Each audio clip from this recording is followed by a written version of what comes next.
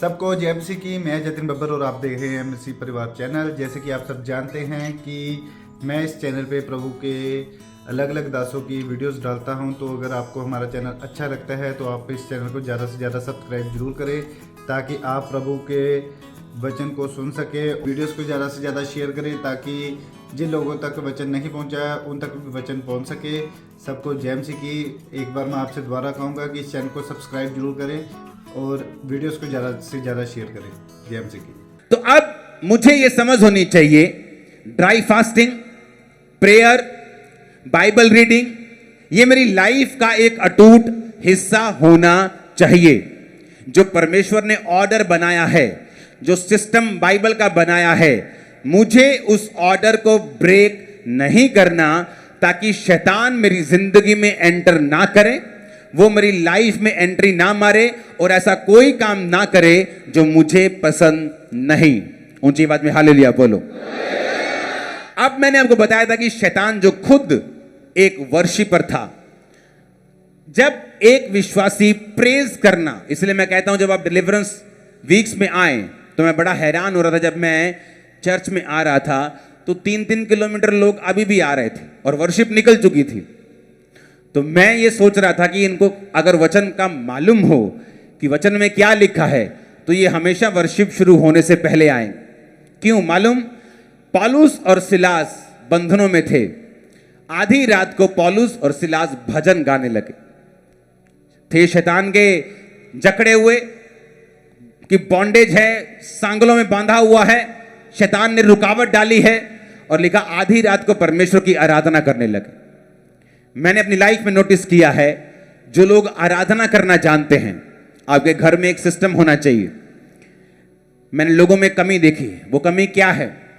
जब आराधना शुरू होती है वो प्रेयर करना शुरू कर देते हैं, क्योंकि उस समय क्या होता है, परमेश्वर की प्रेजेंस उतर आती है। जब परमेश्वर की प्रेजेंस होती है वो प्रेयर करना शुरू कर देते हैं। आपको यह मालूम होना चाहिए, प्रेयर का एक टाइम है। जब वर्शिप चल रही है तो क्यों वर्शिप चल रही है? क्योंकि जैसे ही पौलुस और सिलास ने आधी रात को आराधना की, बाइबल कहती है आसमान से दूत उतरे, धरती हिली, भूकंप हुआ, उनकी चेन्स टूट गई और परमेश्वर ने उस जेल से उसको आजाद किया, बल्कि जेल के दरोगा को भी हिलाकर उसके पूरे घराने को बपतिस्मे के लिए तैयार कर दिया। कैसे हुआ? वर्शिप से। लेकिन आज जब वर्शिप स्टार्ट होती है तो आत्मा उतरने लगता है। जब आत्मा उतरने लगता है हमें लगता है कि अब प्रेयर करनी चाहिए और हम प्रेयर करने लगते, प्रभु जी आज तेरा दास मुझसे प्रभु जी मेरी बीमारी को ठीक करो, प्रभु आज मेरे बंधनों को तोड़ दे। हम ऐसा करने लगते हैं, जबकि हमें यह नहीं मालूम कि प्रेज एंड वर्शिप जो है वो आपको शैतानी बंधनों से, बॉन्डेजेस से, बीमारियों से, जो कुछ शैतान ने आपको दिया है, आपको उससे फ्री करती है। और आज से जब भी वर्शिप चल रही हो आप वर्शिप करें। अगर 1 घंटे की वर्शिप है, आप उसमें 5 मिनट, 2 मिनट एक मोमेंट आता है, आप आत्मा से भर चुके हैं, आप प्रेयर कर सकते हैं, आप शैतान को डांट सकते हैं। पवित्र आत्मा ने बहुत आपको उभार दिया, किसी खास जन के लिए जो बचा नहीं है, सेव नहीं है, आप उसके लिए प्रेयर कर सकते हैं। लेकिन एवरी टाइम जो वर्शिप चले आप कंटिन्यू प्रेयर में हैं, क्योंकि आपको वचन की नॉलेज नहीं है। अगर आपको वचन की नॉलेज हो, आप कंटिन्यू प्रेयर नहीं करेंगे जब वर्शिप चल रही होगी, क्योंकि बाइबल कहती है जब आप वर्शिप करते हैं आप बंधनों से आजाद होते हैं। जब आप आराधना करते हैं आपके बंधन जो है वो टूटते हैं। हालेलुया। और इसीलिए हमें वचन से भरपूर होना है। अगर वचन की शिक्षा से भरपूर होंगे, हमें मालूम होगा वर्शिप के टाइम वर्शिप करनी है, टेस्टिमनीज के टाइम सुनना है, क्योंकि बाइबल कहती है विश्वास सुनने से, और सुनना मसीह के वचनों से। सिर्फ वचनों को सुनना नहीं, वचनों से जो गवाहियां हो रही हैं उनको भी सुनने से आपका विश्वास बढ़ता है। तो चर्च में जो कुछ हो रहा है, चाहे वो गवाहियां हो, चाहे वो टेस्टिमनीज आप सुन रहे हो, चाहे वर्शिप हो रही हो, आपको उस पूरी मीटिंग में हिस्सा लेना होता है ताकि परमेश्वर का आत्मा आपको पूरी रीति के साथ डिलीवर कर सके। अगर आपको चर्च में आना ही है, टाइम निकालना ही है, तो क्यों नहीं हम जल्दी आए? क्यों नहीं आज वर्शिप के टाइम 70% चर्च भरी थी। सुधर गए हो आप लोग। लेकिन अभी भी लाखों लोग लाइंस में थे। अगर मुझे आना ही है चर्च, तो मैं क्यों नहीं समय पर आऊं, ताकि मैं वर्शिप वाला पार्ट जो है वो मिस ना करूं, क्योंकि मुझे मालूम है कि अगर मैं वर्शिप करूंगा तो मैं डिलीवर होऊंगा, मैं आजाद होऊंगा। अपने पड़ोसी को बोलो, वर्शिप कर। फिर से बोलो ऊंची आवाज में, फिर से बोलो ऊंची आवाज में, हालेलुया, हालेलुया। जब पौलुस और सिलास आराधना करे तो परमेश्वर ने छुड़ाया। वो रो भी सकते थे, रो रो के मांग भी सकते थे कि प्रभु को अपनी महिमा के लिए छुड़ा, लेकिन उन्हें भी वचन मालूम था। इसीलिए अगर आप देखेंगे तो शैतान वर्शिपर से नफरत करता है, गड़बड़ियां पैदा करने की कोशिश करता है, बीमार करने की उनको कोशिश करता है। जब वर्शिप चल रही होती है आपका ध्यान भटकाने की कोशिश करता है, क्योंकि उसे मालूम है अगर आप वर्शिप करेंगे, अगर आप बोल रहे हैं कि यीशु तू सब कुछ कर सकता है वर्शिप में, तो आप अट्रैक्ट कर रहे हैं उस अनॉइंटिंग को जो आपकी लाइफ में सब कुछ पॉसिबल कर देगी। एक स्टडी की गई, दुनिया के जितने बिलियनियर्स हैं, खरबपति, उनमें से 85% जो खरबपति थे वो थे जो खुद खरबपति बने हैं, जो खुद बने हैं, जिनके बाप दादाओं की दौलत से नहीं। 15% बाप दादाओं की दौलत को, लीगेसी को आगे लेके जा रहे हैं और बाकी खुद बने हैं।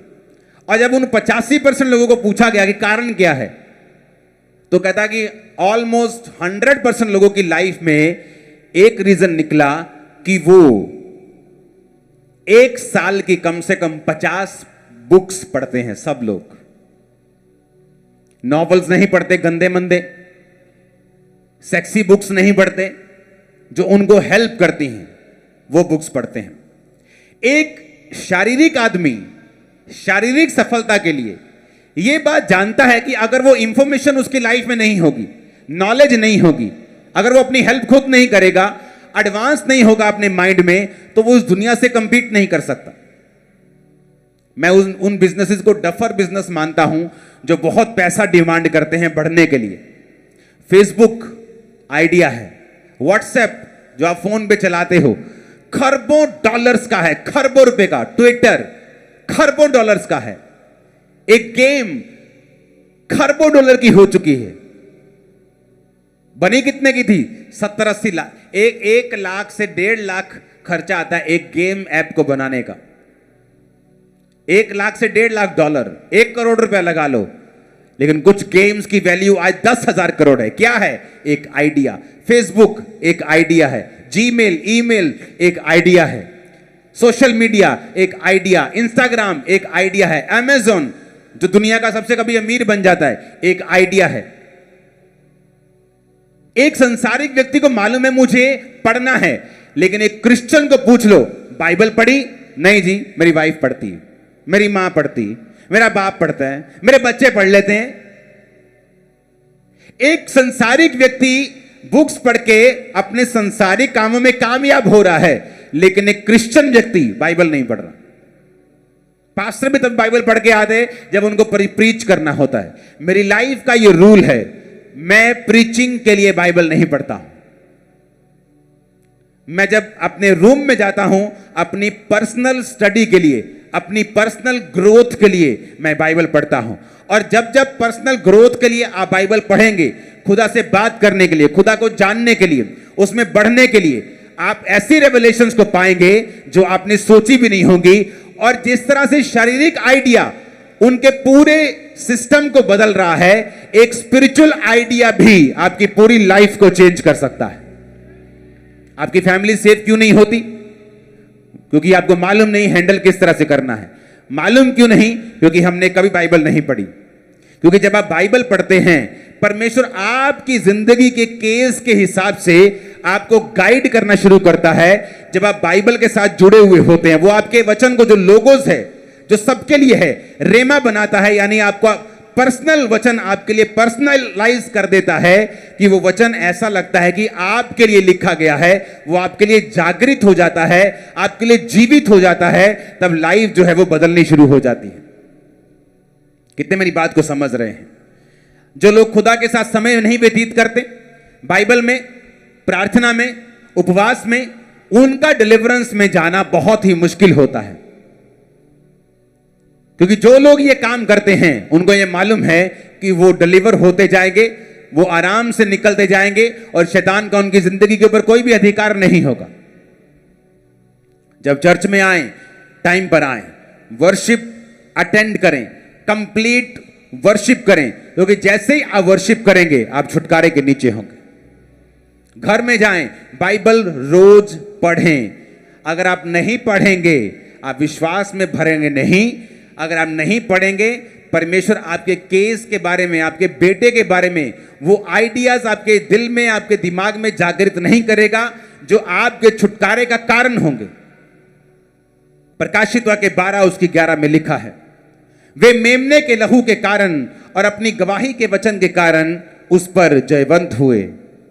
उन्होंने अपने प्राण को प्रिय ना जाना और यहां तक कि मृत्यु भी सह ली। ऊंची आवाजें बोलो हालेलुया।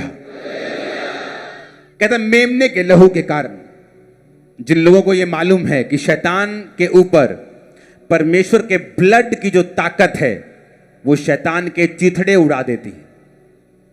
और कितने लोग हैं जो रोज प्रेयर में अपने अपने परिवार, अपने बिजनेस पर यीशु मसीह के लहू को लगाते हैं और छिड़कते हैं। Very good. रोज जब प्रेयर में बैठें, यीशु मसीह के ब्लड के नीचे अपने परिवार को रखें। बाइबल कहती है जब मूसा को परमेश्वर ने कहा जो लोग लहू को लगाएंगे, मेमने के लहू उनके द्वारों के बाहर लगे होंगे, उन घरों में मौत एंटर नहीं होगी। और बाइबल कहती है अब तो तुम नई वाचा के लहू के अधीन हो। जब आप प्रेयर में बैठें, रोज यीशु मसीह के ब्लड की घोषणा करें शैतान के खिलाफ, उसके कामों के खिलाफ। अपने बच्चों को, अपनी गाड़ियों को, अपने आप को, अपने जीवन को यीशु मसीह के लहू में छुपाएं, क्योंकि बाइबल कहती है वो मेमने के लहू के कारण और अपनी गवाही के वचन के कारण शैतान के ऊपर जयवंत हुए। दूसरी चीज जो शैतान बिल्कुल नहीं चाहता आप करें वो है अपनी गवाही को देना। मैंने अपनी लाइफ में जो मैं आपसे बोल रहा हूं ये मेरा पर्सनल एक्सपीरियंस भी है कि जब जब आप गवाही देंगे शैतान कमजोर होता है।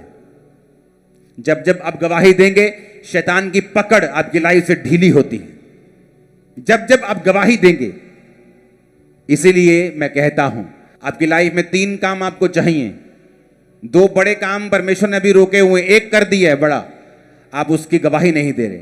आप सोचते तीनों हो जाएंगे गवाही दूंगा, लेकिन आप जानते नहीं परमेश्वर कैसे काम करता है। जब आप जो काम प्रभु ने कर दिया है उसकी गवाही देना शुरू करेंगे, परमेश्वर उन कामों को भी करेगा जो रुके हुए हैं। मोस्टली लोग उन बोलते इकट्ठी गवाही देने जाएंगे, और ये शैतान की तरफ से है, क्योंकि वचन साफ साफ कहता है अगर तुम मेमने के लहू को छिड़कोगे और अपनी गवाही को रोज दोगे तो शैतान पर तुम जयवंत हो जाओगे।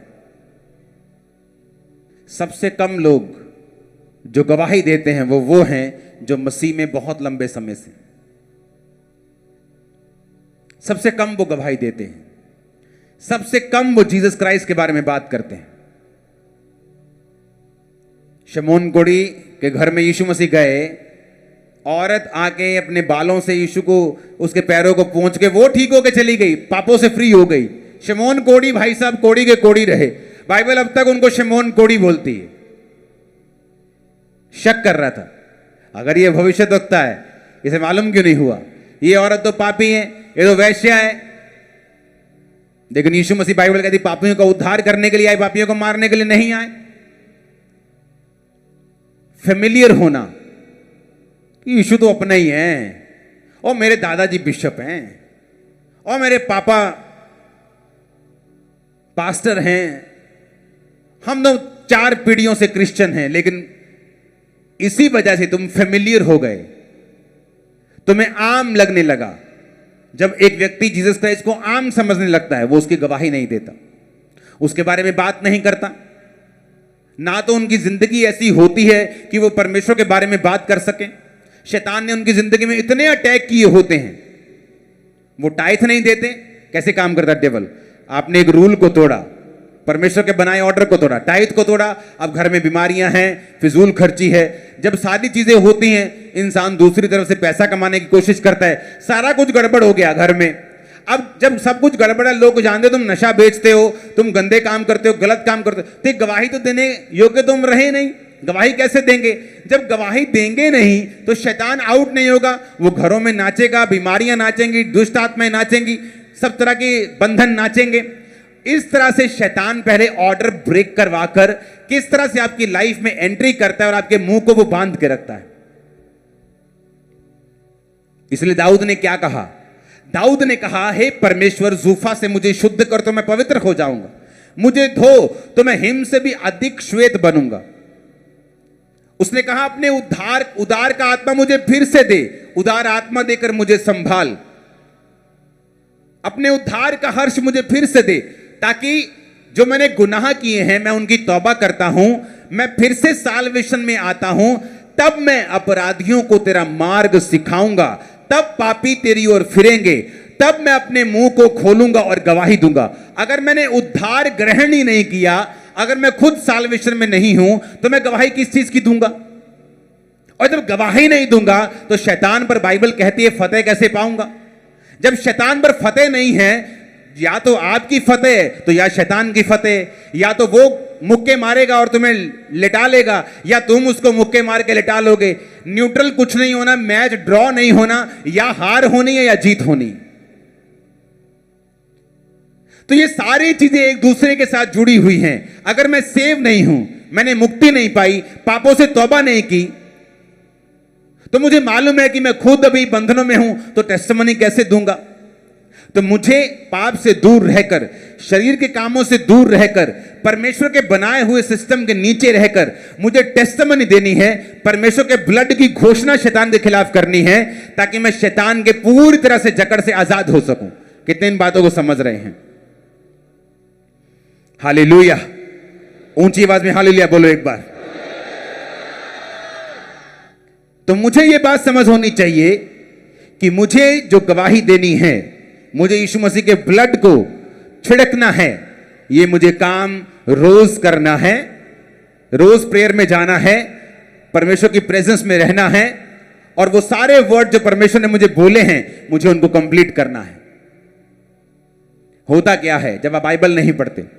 जब एक व्यक्ति बाइबल से अज्ञान होता, चाहे वो क्रिश्चियन हो, बड़ा तगड़ा क्रिश्चियन हो, टाइगर हो, सब कुछ करता हो, होता क्या है कि धीरे धीरे से आपकी जो स्पिरिचुअल डिजर्निंग है, ये गिफ्ट है, स्पिरिट ऑफ डिजर्निंग, यानी आत्माओं की परख।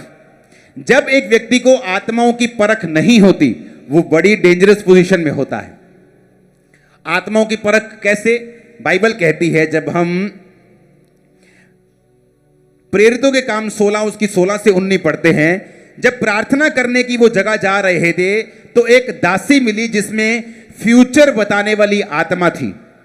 वो फ्यूचर बताने से अपने स्वामियों के लिए बहुत कुछ कमा लेती थी। जब पौलुस के और हमारे पीछे आकर वो चिल्लाने लगी कि ये मनुष्य परम प्रधान परमेश्वर के दास हैं जो हमें उद्धार के मार्ग की कथा सुनाते हैं। दुष्ट आत्मा थी उसके अंदर, लेकिन सच्ची बात रही थी। क्या बोल रही थी? कि ये खुदा के दास हैं, इनकी बात को सुनो, ये उद्धार के मार्ग की कथा बता रहे हैं। पौलुस जानता था कि ये बोल रही है जो औरत, ये दुष्ट आत्मा है। 18 में लिखा, बहुत दिन तक वो ऐसा करती रही, परंतु पौलुस दुखी हो गया, मुड़कर उस आत्मा से कहा, मैं तुझे यीशु के नाम में आज्ञा देता हूं, निकल जा। वह उसी घड़ी निकल गई। जब उसके स्वामियों ने देखा कि हमारी कमाई की आशा जाती रही, तो पौलुस और सिलास को पकड़कर चौक में प्रधानों के पास खींच ले गए। यह बड़ी समझने वाली बात है।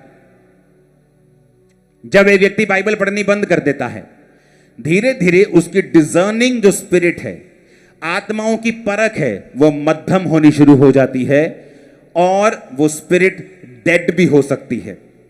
क्यों मुझे आत्माओं की परख चाहिए?